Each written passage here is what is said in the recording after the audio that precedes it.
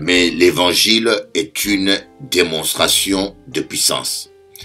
Vous allez voir dans la Bible partout où l'évangile a été prêché par Jésus-Christ et par ses disciples, la prédication était toujours suivie de miracles, de délivrances, de guérisons, c'est-à-dire la prédication était toujours suivie des signes surnaturels.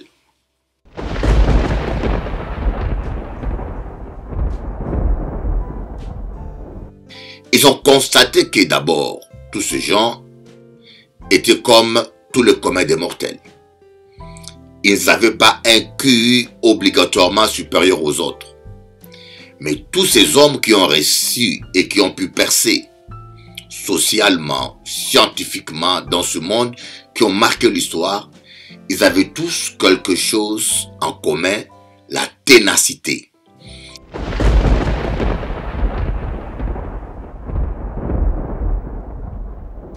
La louange avait touché le cœur de Dieu et Dieu a pris ses pieds et ses mains, il a écrasé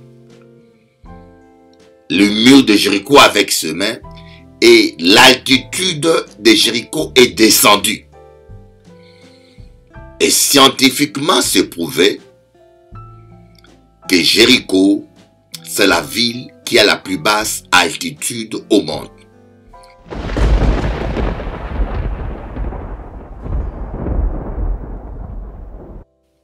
Mais il ne pouvait y parvenir à cause de la foule et à cause de sa petite taille.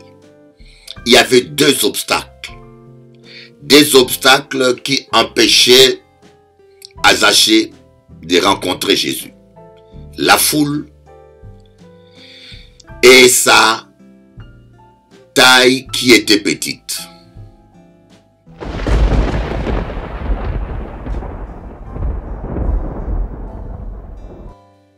Malheureusement, dans nos églises, la majorité, c'est les gens de la foule, qui ne viennent que pour être guéris, pour être délivrés, pour... Je bien dis, ce n'est pas mauvais de chercher la guérison. Ce qui est mauvais, c'est de chercher que la guérison. Chercher que la bénédiction. Chercher que le miracle. Mais ne pas vouloir changer de vie.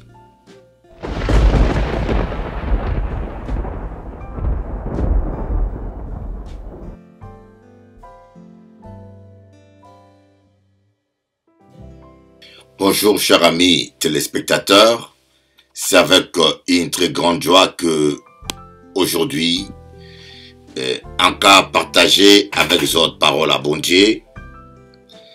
C'est un grand privilège, une grande bénédiction pour moi de pouvoir vous apporter cette bonne nouvelle de Jésus. Encore quoi que la parole de Dieu est une puissance.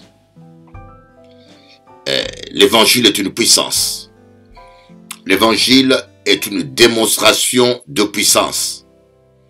Vous voyez, l'évangile, ce n'est pas des paroles persuasives de la sagesse humaine.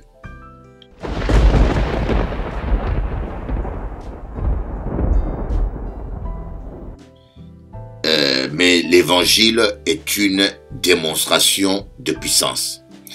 Vous allez voir dans la Bible partout où l'évangile a été prêché par Jésus-Christ et par ses disciples, la prédication était toujours suivie de miracles, de délivrances, de guérisons, c'est-à-dire la prédication était toujours suivie des signes surnaturels.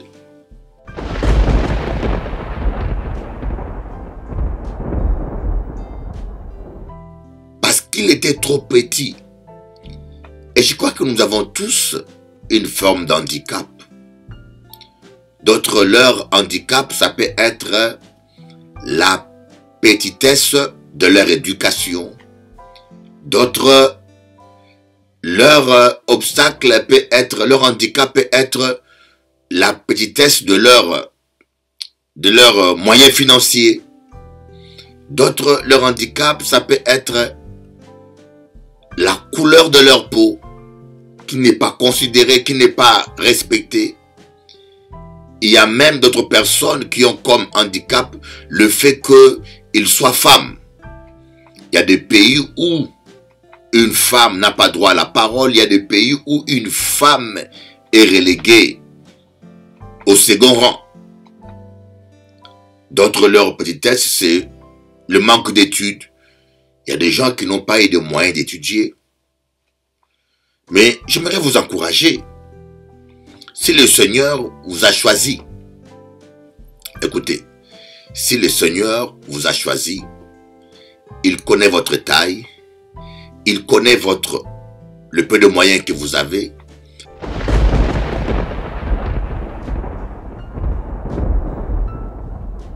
Malgré sa petite taille, il ne s'est pas arrêté. Il a regardé à gauche et à droite.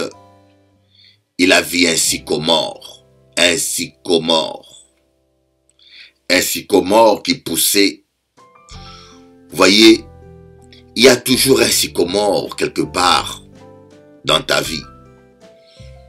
Il y a toujours un sycomore. Il y a toujours un moyen que Dieu a prévu pour t'aider à réussir ta mission. Il y a toujours un moyen, croyez-moi. Dieu connaît avant même que le problème que tu vis n'arrive, Dieu le savait.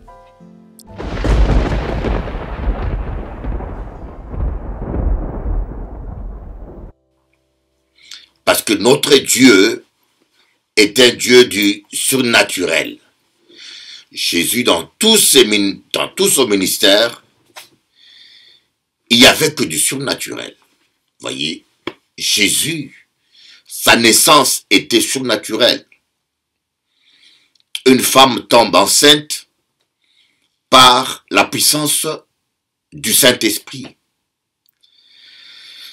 On n'a jamais entendu parler de ça dans l'histoire de l'humanité. C'était un homme exceptionnel. Dieu parmi nous. C'était pas l'archange Michel parmi nous. Emmanuel veut dire Dieu parmi nous. Mais les témoins de Jéhovah nous disent l'archange Michel. Que Jésus-Christ était l'archange Michel. Mais nous savons bien que Jésus-Christ était Dieu parmi nous. Emmanuel. Vous voyez, un fils nous est né, un enfant nous est né, un fils nous est donné. On l'appellera Père éternel, Dieu puissant, admirable. Et quand vous lisez le texte hébreu, Dieu c'est Adonai, avec un grand D. Allez demander aux Juifs, le Messie sera qui? Les Juifs te diront que le Juif sera Dieu incarné en chair. Voyez, les Juifs le savent bien. Mais avant tout, nous allons un passage. Parce que ce soir, nous allons parler grimper comme Zachée. Titre là, de message là, aujourd'hui là, c'est grimper comme Zachée. On va aller dans Luc chapitre 19 à partir du verset 1. Luc 19 à partir du verset 1. En Calipozote.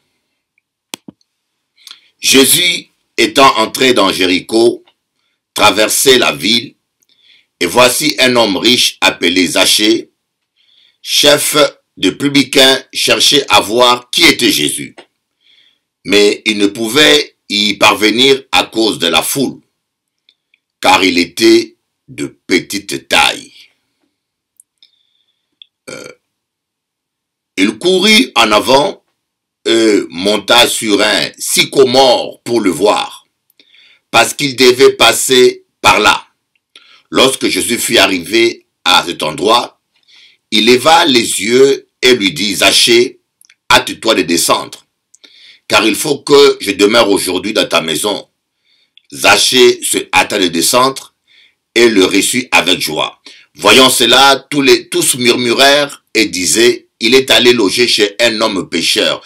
Mais Zachée, se tenant devant le Seigneur, lui dit, voici Seigneur, je donne aux pauvres la moitié de mes biens, et si j'ai fait tort à quelqu'un, de quelque chose à quelqu'un, je lui rends le quadruple. Jésus lui dit, le salut est entré aujourd'hui dans cette maison, parce que celui-ci est aussi un fils d'Abraham. C'est étonnant quand nous lisons cette histoire. A priori, lorsque Yoka lit l'histoire là, Yoka vrai, tu vois simplement un petit enseignement peut-être pour toi, un petit encouragement, mais moi je vais te démontrer que ce passage est plus qu'une simple narration. C'est une histoire extraordinaire qui nous parle de la puissance de Dieu. Combien notre Dieu est puissant. Combien notre Dieu est formidable. Je pense que nous tous, on devait agir comme Zachée. Je pense que nous tous, nous devons réagir comme Zachée. En cas d'où, ne cherchez pas la facilité. Il ne faut pas que les obstacles vous découragent. Il ne faut pas que les difficultés vous découragent. Vous savez, les sociologues ont voulu étudier la vie intellectuelle, sociale, morale de tous les grands hommes qui ont marqué l'humanité, le monde moderne, des gens qui ont réussi, Bill Gates, Steve Austin, tous les gens qui ont marqué cette génération. Il faut savoir quel est leur secret. Les hommes d'affaires qui ont réussi, les savants, tous ces gens-là, quel était leur secret? Ils ont constaté que d'abord, tous ces gens étaient comme tout le commun des mortels. Ils n'avaient pas un QI obligatoirement supérieur aux autres. Mais tous ces hommes qui ont réussi et qui ont pu percer socialement, scientifiquement dans ce monde, qui ont marqué l'histoire, ils avaient tous quelque chose en commun, la ténacité. La ténacité, la persévérance. C'était leur caractère commun. La plupart d'entre eux, ils ont connu des échecs, ils ont échoué, mais ils n'ont pas abandonné. Voilà pourquoi je peux vous dire, n'abandonnez jamais. Vous avez tort de ne plus croire en vous. Vous avez tort de ne plus croire à l'amour de Dieu. Vous avez tort de penser que vous êtes fini. Vous avez tort de croire que vous êtes ce que les gens disent. La vérité ne sort pas de la bouche des hommes. La vérité est dans la parole de Dieu. Et la parole de Dieu dit, tout est possible à celui qui croit. C'est la raison pour laquelle le diable utilise les hommes pour vous amener à douter de vous-même. Un homme ou une femme qui doute de lui-même, qui ne connaît pas sa valeur, est un homme, c'est comme un cadavre vivant. C'est un homme qui ne peut rien faire. Croyez que Dieu vous aime. Croyez que vous êtes capable, malgré l'opposition. Et j'aimerais vous dire d'ailleurs que l'opposition est un bon signe. Quand il y a l'opposition dans votre vie, c'est un bon signe. Bon, on va étudier un peu ce test, d'accord? On va étudier ce test, phrase par phrase. Dans Luc chapitre 19, le verset 1, on dit « Jésus étant entré dans Jéricho ». J'aimerais vous donner une information. Vous savez que Jéricho, c'est la ville qui a la plus basse altitude sur terre. J'aimerais répéter cela pour vous, en cas répéter ça pour vous autres. Jéricho, c'est la ville qui a la plus basse altitude au monde. C'est pas étonnant, parce que Dieu, en écrasant les murs de Jéricho, lorsque Josué est arrivé devant le mur de Jéricho, Israël n'a pas attaqué Jéricho, il a loué l'Éternel pendant 7 jours autour de Jéricho. La louange avait touché le cœur de Dieu et Dieu a pris ses pieds et ses mains, il a écrasé le mur de Jéricho avec ses mains et l'altitude de Jéricho est descendue. Et scientifiquement, c'est prouvé que Jéricho, c'est la ville qui a la plus basse altitude au monde. Et comme diront les gnostiques, par hasard. Mais nous ne savons pas que ce n'est pas un hasard, plutôt c'est une confirmation. La Bible dit que les murs de Jéricho ont été enfoncés, sont écroulés par la puissance de Dieu. Dieu avait mis sa main sur cette ville. Donc Jéricho est symbole du péché. Jéricho est une ville symbole de mondanité. Jéricho est une ville est symbole de perversion, de tout ce qui est mal. Mais Jésus est allé quand même dans cette ville pour chercher un homme Zachée. Je crois que ce qui nous tue aujourd'hui, nous les chrétiens, on est devenus trop hypocrites, parfois trop saints. On vous invite à l'anniversaire de votre sœur, vous n'allez pas. Parce qu'il y a la musique du monde là-bas, parce que les gens boivent du champagne, parce que les gens dansent. Il faut arrêter de juger. Comment on va sauver des Zachée si on ne va pas dans ces endroits-là pour gagner les gens? Voyez, nous devons aller. Dieu nous demande, Jésus a dit, Père, quand il priait, Jésus a dit à son Père, je ne vous demande pas de les ôter du monde. Voyez, mais aujourd'hui, il y a des pasteurs et des chrétiens qui vous demandent de quitter le monde. Il faut quitter le péché. Mais nous devons aller dans Jéricho, dans ces endroits où il y a le péché pour témoigner Jésus. Ce n'est pas seulement dans l'église ou dans les 4 murs qu'on est appelé à évangéliser, à témoigner. Vous devez aller témoigner où sont les Zachée, là où est le monde. Comme je vous dis, il n'y a aucun endroit géographique qui ait un péché. Mais par contre, si vous n'êtes pas solide et fort pour résister au péché, si vous avez des faiblesses en vous, à cause de cela, il y a certains endroits qu'il ne faut pas aller de peur de perdre votre salut, de perdre votre intégrité. Voyez, si vous êtes encore, par exemple, esclave de la convoitise, vous convoitez encore les femmes ou les hommes, il y a certains milieux qu'il ne faut pas aller parce que la tentation est forte, vous ne pourrez pas résister. Mais si vous avez déjà fini avec le péché, si vous avez crucifié votre chair comme Jésus avait la victoire sur le péché, vous ne devez pas hésiter à aller à certains endroits s'il faut y aller pour témoigner et gagner quelques âmes. Amen. J'ai le cas d'un frère, Guilou, qui chante des louanges du zouk dans les boîtes de nuit. Il y a beaucoup de chrétiens et certains hommes religieux qui l'ont critiqué.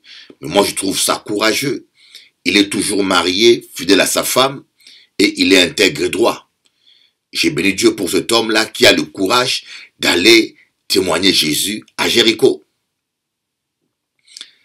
Et voilà un problème qui arrive. Jésus va dans Jéricho, et voici il y avait un homme riche appelé Zachée, chef des publicains, qui cherchait à voir qui était Jésus.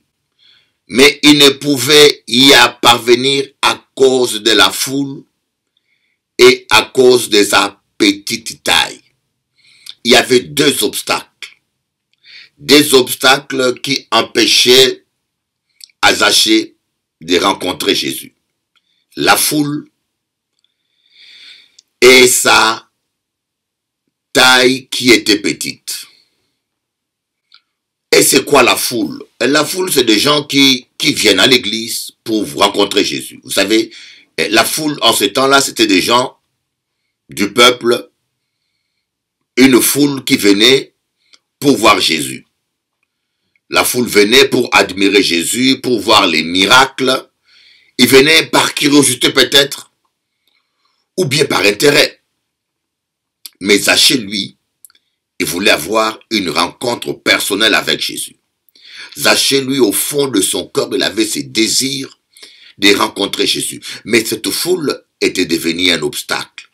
Vous voyez, il y a beaucoup de gens qui viennent dans nos églises. Ils viennent pour voir des miracles, ils viennent pour être guéris, ils viennent pour être délivrés. Et je ne suis pas contre cela.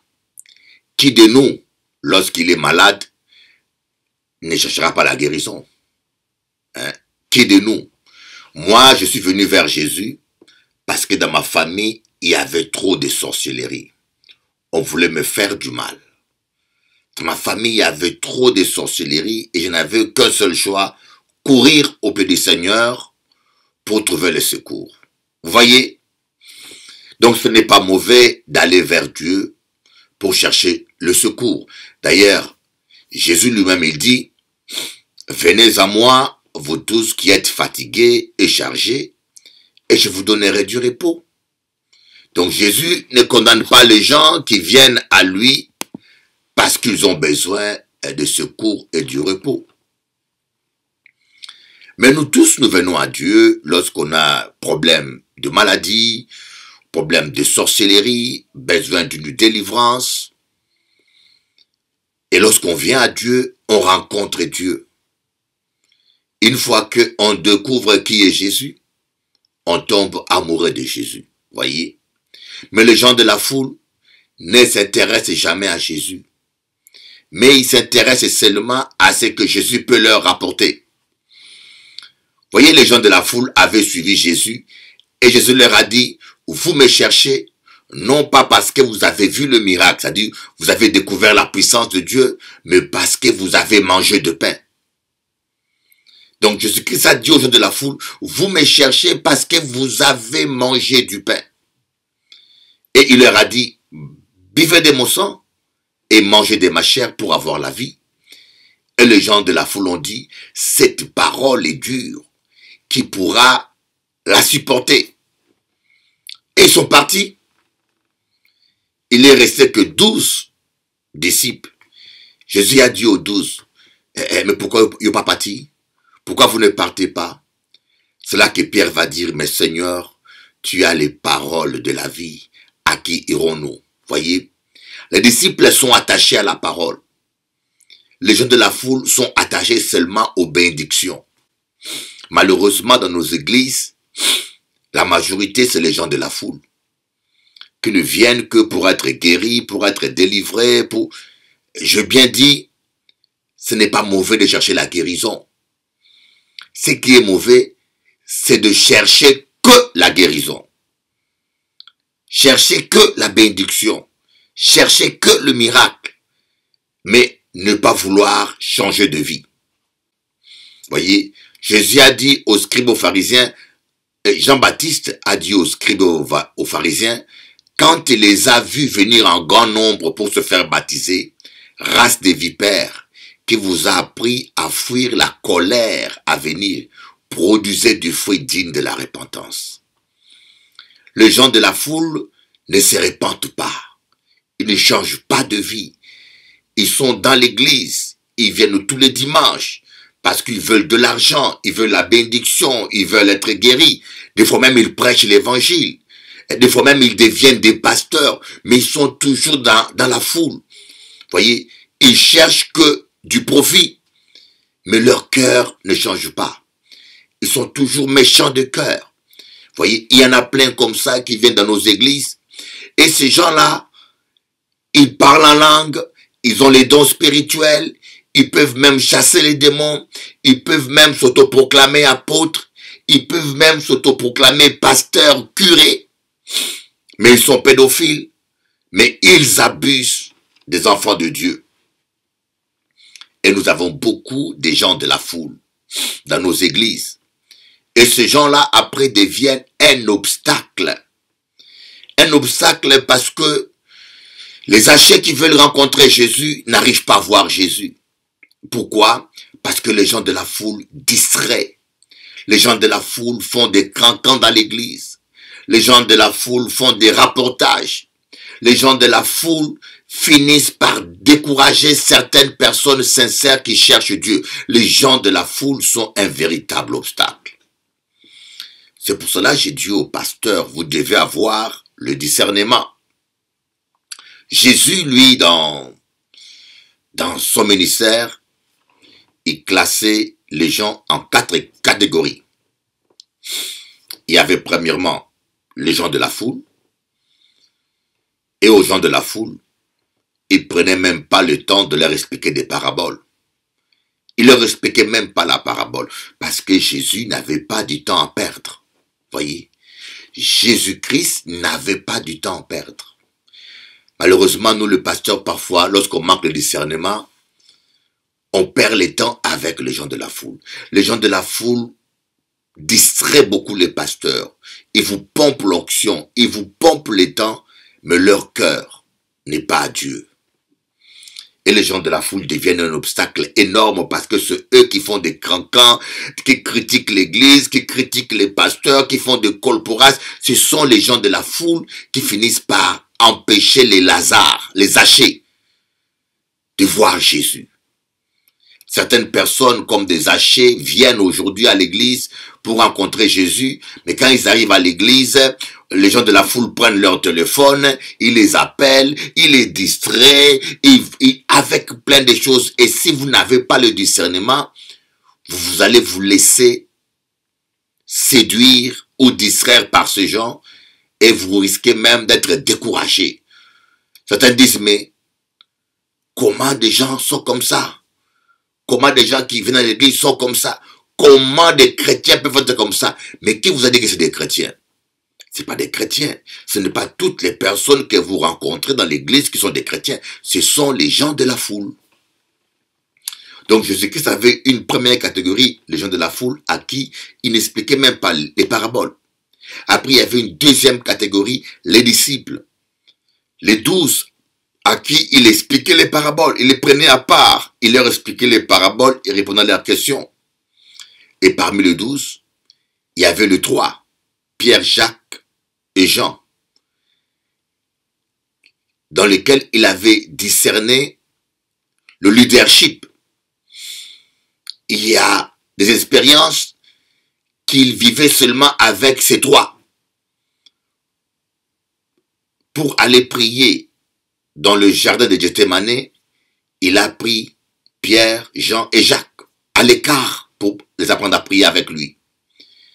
À la montagne de la transfiguration, il a pris Pierre, Jacques et Jean à l'écart pour que eux puissent assister à sa transfiguration. Et parmi ces 3, il y avait la 4e catégorie, l'ami intime.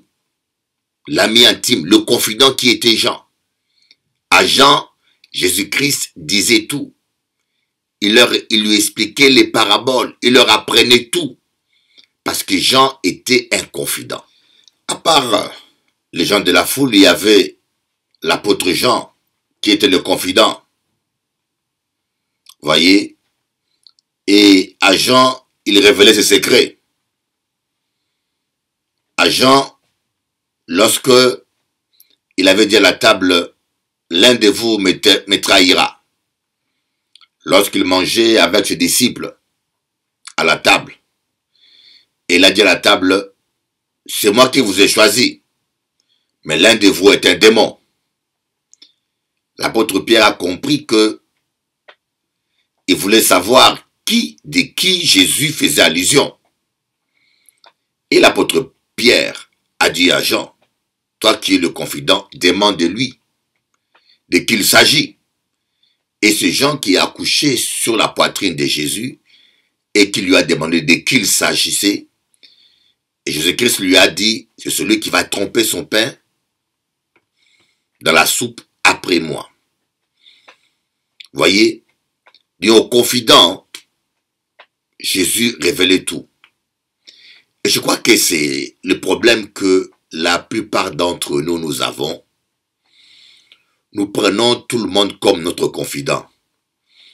lorsque tu vas rencontrer tes affaires à tout le monde, tu vas te créer des problèmes.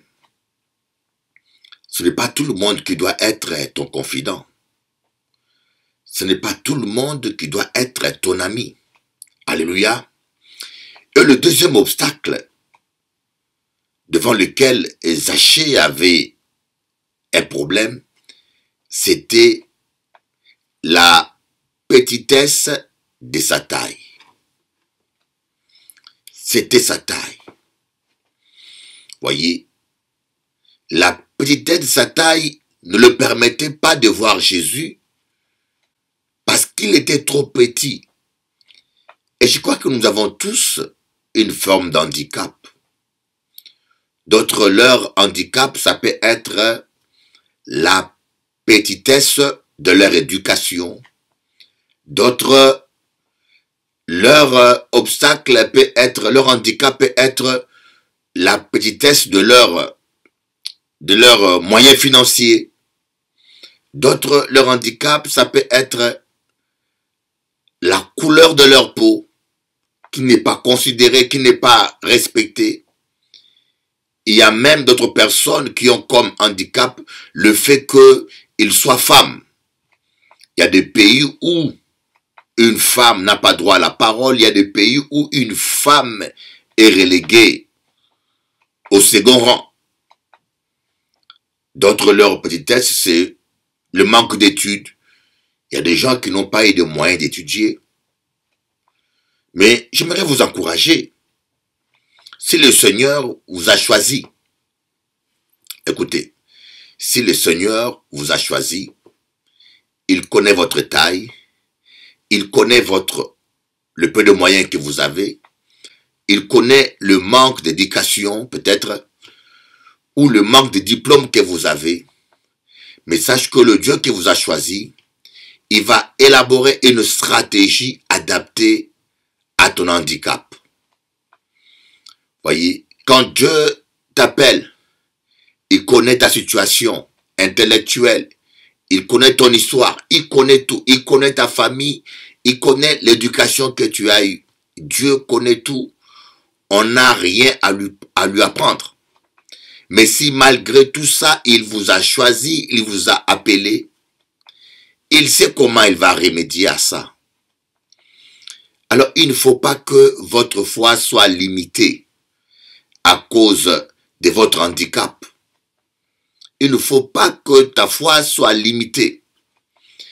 Il y a l'un des juges, Ehud qui avait qu'un seul bras. Le bras droit ne fonctionnait pas. Et vous savez que le bras droit, c'est le bras le plus fort, en général. C'est la raison pour laquelle la Bible parle de la droite de l'Éternel. C'est une parole imagée qui fait allusion à la puissance de Dieu. Lorsqu'on dit que Jésus-Christ est assis à la droite de l'Éternel, on veut simplement dire que Jésus-Christ est assis dans la puissance divine qu'il avait avant de s'incarner en chair. Il a retrouvé cette autorité, cette puissance, ce trône qu'il avait avant de quitter son trône et de s'incarner en chair. Voyez, mais Ehud, un homme handicapé qui n'avait qu'un seul bras, a pu délivrer Israël. Les hommes vont regarder à votre handicap, à votre couleur de peau, à votre peut-être expérience, à votre famille. Mais Dieu, lui, il sait qu'est-ce qu'il a mis en toi. Voyez, lorsque l'ange de l'Éternel est venu parler à Gédéon, Gédéon a dit, ma famille n'est pas considérée ici en Israël. Ma famille n'est pas considérée en Israël. Comment Dieu peut-il m'utiliser? Mais Dieu aime utiliser les gens qu'on rejette. Vous savez, si les gens vous rejettent, sachez que vous êtes qualifiés pour être utilisés par Dieu. Dieu aime utiliser les gens que l'on ne considère pas. Parce que ces gens-là, en général, ils n'ont rien d'autre sur lequel s'appuyer que Dieu. Voyez, mais des fois, quand on a la force, on a les moyens, on a l'intelligence, on est souvent tenté à s'appuyer sur notre intelligence ou sur nos moyens pour réussir. Alors que la personne qui a une petite taille ou peu de moyens, il n'a rien d'autre sur lequel s'appuyer sinon que Dieu. Et Dieu, lui, il veut cela. Il veut que l'on puisse s'appuyer sur lui à 100%. Et Gédéon avait une petite taille.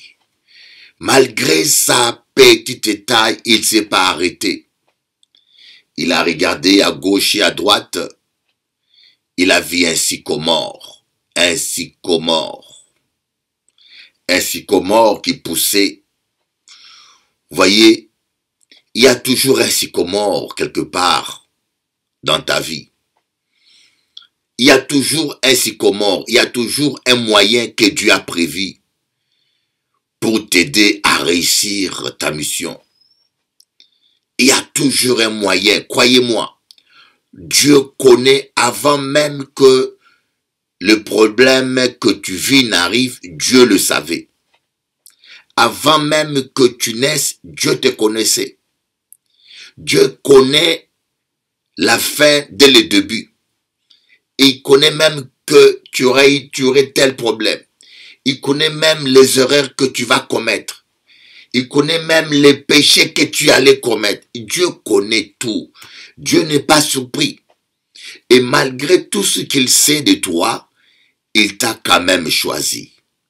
Et parce qu'il a prévu un sycomore. Il sait qu'il a prévu un sycomore, mais deux fois nous ne le voyons pas. J'aimerais vous dire, quand vous êtes en communion avec Dieu et quand vous êtes fidèle à Dieu, dites-vous que Dieu ne vous laissera jamais au dépourvu. Dieu ne vous laissera jamais au dépourvu. Dieu a toujours un plan, un moyen par lequel il veut nous délivrer et nous bénir. Dieu a un plan pour ta vie. Tu as toujours un sycomore. Tu as toujours un moyen qu'il a prévu pour vous bénir, pour vous délivrer.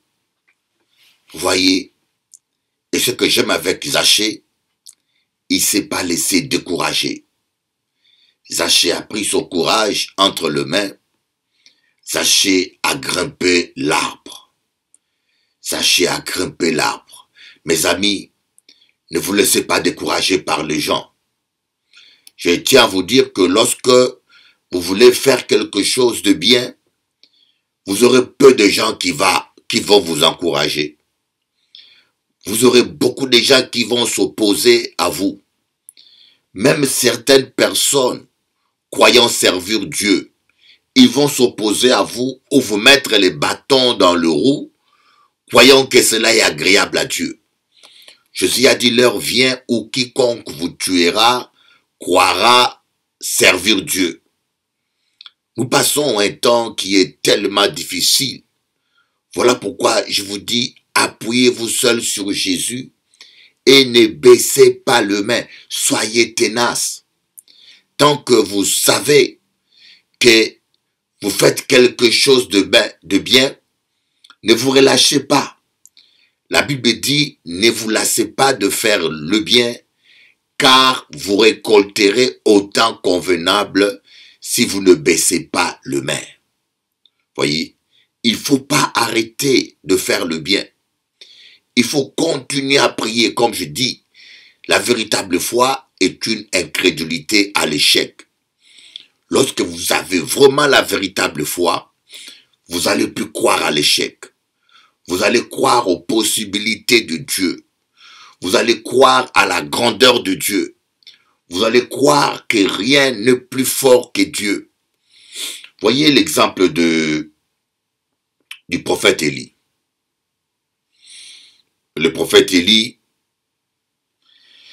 a dit par la foi à Akab de rentrer vite chez lui car il va pleuvoir. Il faisait 6 mois qu'il ne pleuvait plus parce que le prophète Élie avait fermé le ciel dans sa prière. Et cet homme croyait que si Dieu a fermé le ciel par sa prière, Dieu aussi peut ouvrir le ciel par sa prière. Et le prophète Élie a dit à Akab, par la foi simplement, Akab, cours vite car il va pleuvoir.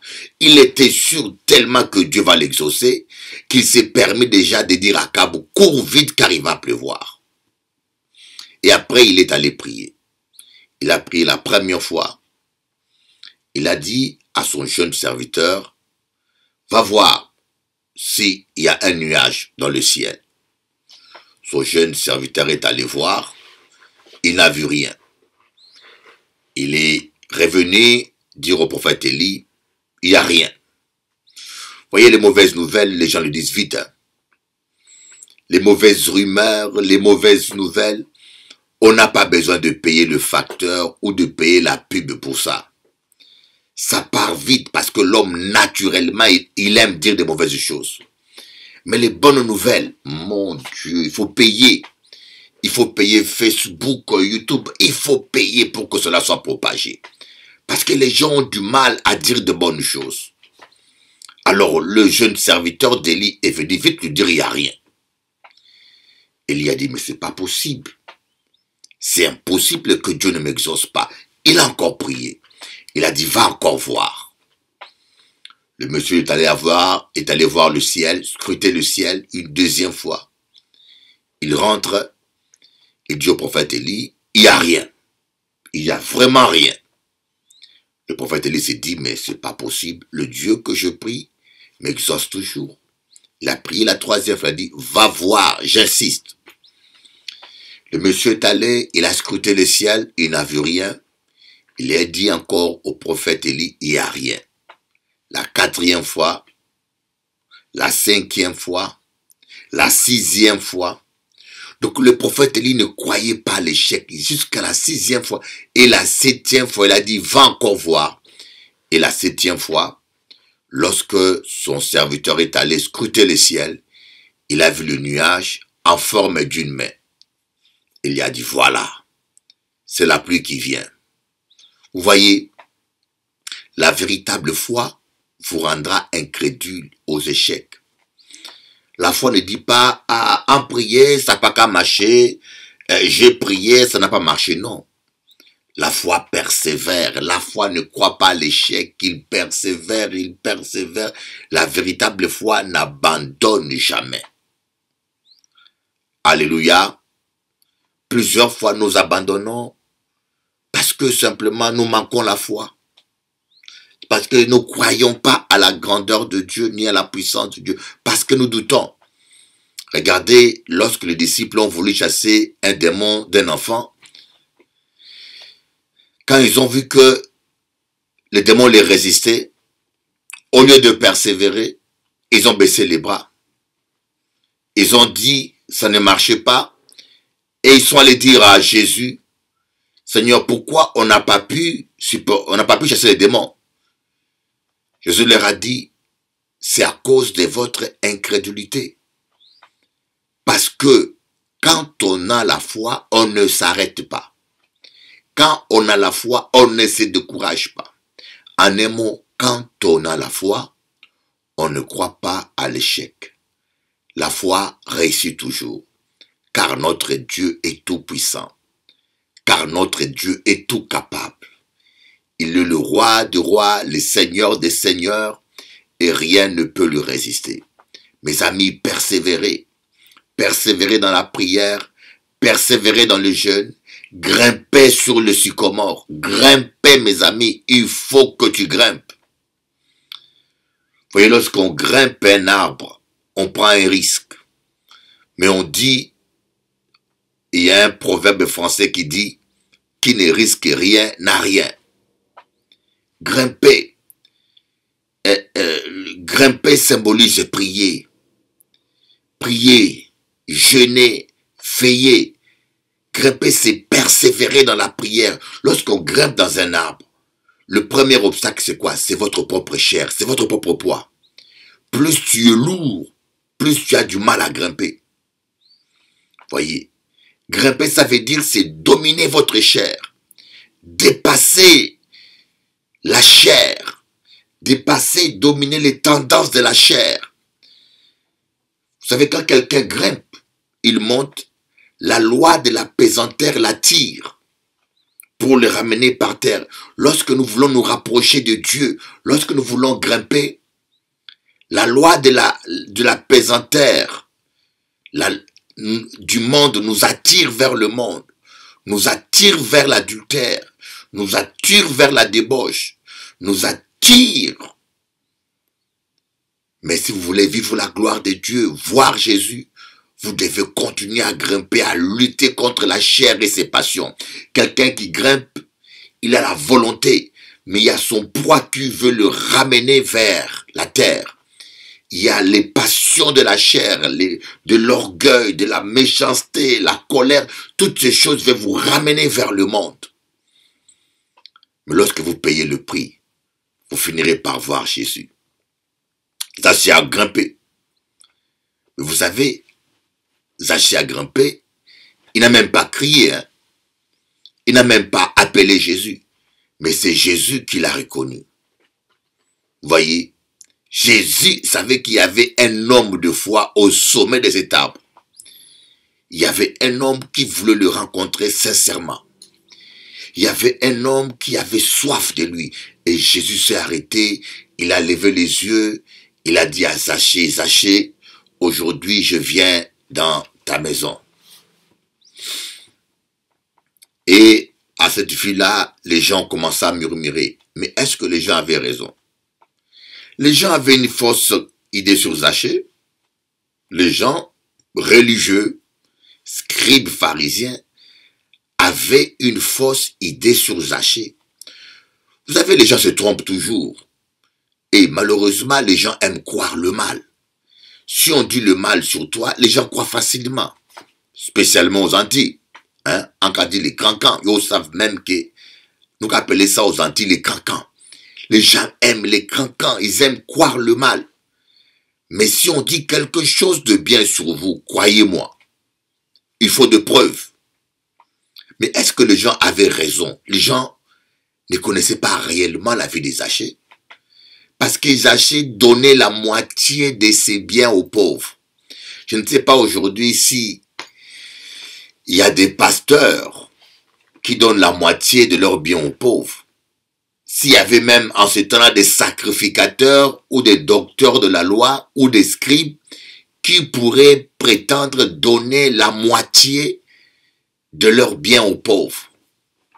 Vous voyez, des fois les gens regardent les apparences, ils vous condamnent mais ils ne connaissent pas votre vie privée. Ils ne connaissent pas le fond de votre cœur. Mais Jésus, lui, il savait. Vous voyez, peu importe ce que les gens disent sur vous, n'en faites pas un drame. Peu importe ce que les gens disent sur vous, n'en faites pas un drame. Le plus important, c'est que Dieu connaît qui vous êtes. Dieu connaît le fond de votre cœur. Et il viendra dans ta vie, il viendra dans ta famille, il viendra chez toi manifester sa gloire. Zaché va dire, je donne la moitié de mes biens aux pauvres. Et il va rajouter, lorsque je fais un tort à quelqu'un, je lui donne le quadruple. C'est extraordinaire. Ça me rappelle encore l'histoire de ce chanteur, qui était quelqu'un de bien, hein? Michael Jackson. Les gens l'ont traité de pédophile. Il aimait les enfants. Et Jésus aurait été aujourd'hui sur terre, on l'aurait aussi traité de pédophile. Jésus aimait les enfants, il dit, laissez venir à moi les petits enfants. Michael Jackson aimait les enfants et moi je pouvais savoir, je peux le comprendre parce que les enfants sont innocents. À un certain âge, les enfants ne savent pas qui est riche ou qui est pauvre. Alors que les gens adultes sont plus calculateurs et intéressés. Et quand vous êtes une star, vous aurez du mal à vous faire des amis. Mais par contre, les enfants, des fois, ils vous aiment d'un cœur sincère.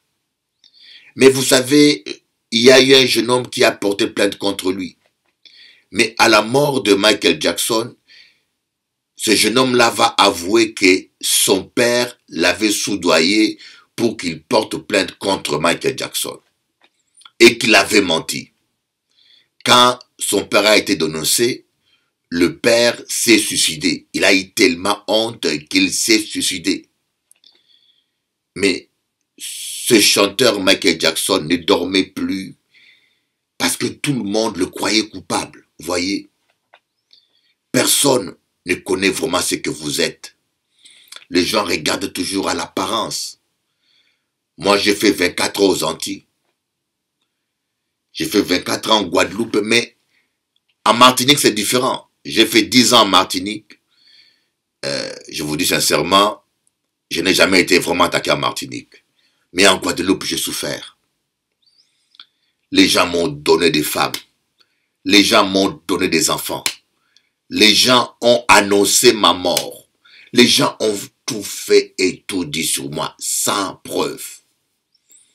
Je vous dis de tous les pasteurs majeurs des Antilles, présidents des ADD, présidents des églises baptistes, présidents des églises évangéliques, et Bishop Eli qui représentait les églises libres. Dans la grâce de Dieu, je suis l'un des seuls qui n'est jamais tombé. Les autres sont tous tombés.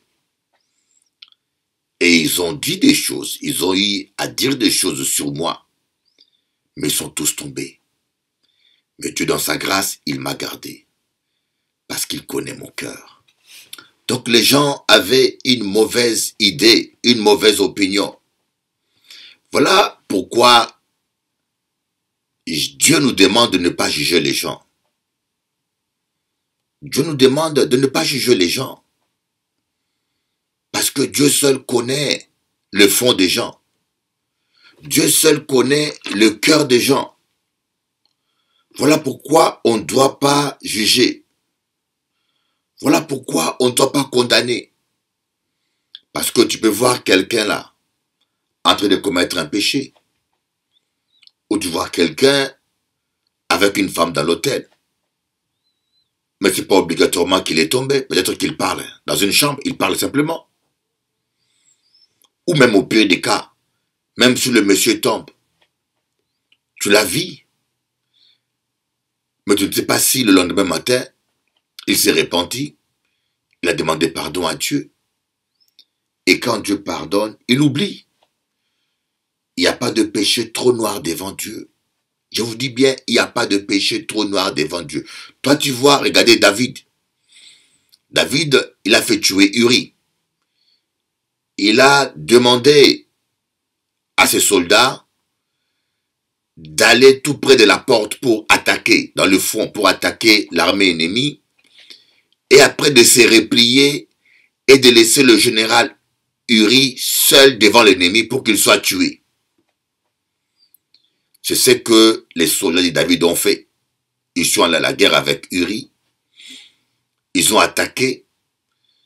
Et quand ils sont entrés en bataille, tous les soldats se sont retirés, ont laissé Uri seul devant l'ennemi. C'est comme ça que Uri a été tué. Et c'est comme ça que David a récupéré la femme de Uri. Mais Dieu a vu ça. Mais lorsque Nathan est allé reprendre David, Nathan est allé dans le palais royal reprendre David seul. Personne ne savait. Et lorsque David s'est repenti, il ne s'est pas repenti devant le peuple, il s'est repenti devant Nathan. Et Dieu l'a pardonné. Voyez, quelqu'un peut commettre un péché là.